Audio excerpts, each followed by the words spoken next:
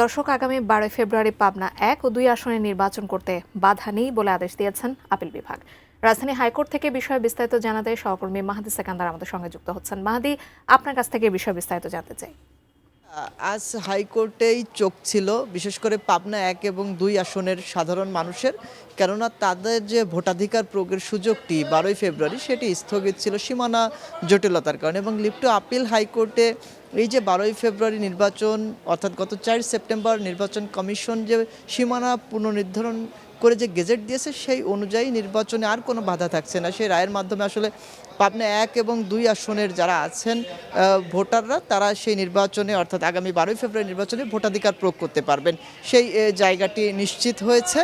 লিপ্ট আপিলে হাইকোর্টের রায়ের মাধ্যমে। এবং এখানে বিএনপি প্রার্থীর আইনজীবী ফিরোজ মোল্ডর তিনি গণমাধ্যমের সাথে কথা বলেছেন, এই শুনানিতে তিনি অংশ নিয়েছিলেন এবং তিনি যেমনটি বলছিলেন যে বিজ্ঞ আদালতের সামনে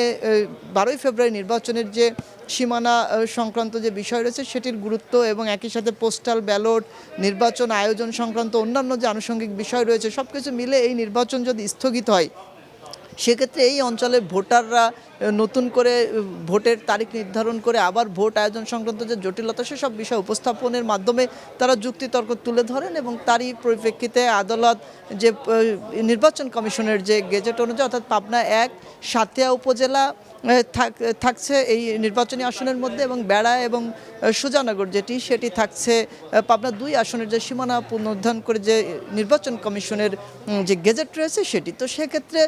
যে সীমানা জটিলতা নিয়ে নির্বাচনের অনিশ্চয়তা এবং যে বিষয়টি ছিল এই ভোটারদের অর্থাৎ পাবনা 1 এবং 2 আসনের ভোটারদের একই সাথে যারা প্রার্থী ছিলেন এই নির্বাচনে তাদের যে জটিলতা বা দুশ্চিন্তা সেটি কেটে গেল এবং একই সাথে উৎসবমুখর পরিবেশের সমগ্র দেশে যে জাতীয় নির্বাচন অনুষ্ঠিত হওয়ার যে প্রক্রিয়া সেই প্রক্রিয়ার পাবনার যে জনগণ তারা বঞ্চিত হবে না, তারাও ভোটাধিকার প্রয়োগ করতে পারবেন। তো যাকে এই ছিল হাইকোর্ট থেকে আমার কাছে পাবনা এবং 1 এবং 2 আসনের সীমানা জটিলতা সংক্রান্ত লিপ্ট আপিলের যে রায়।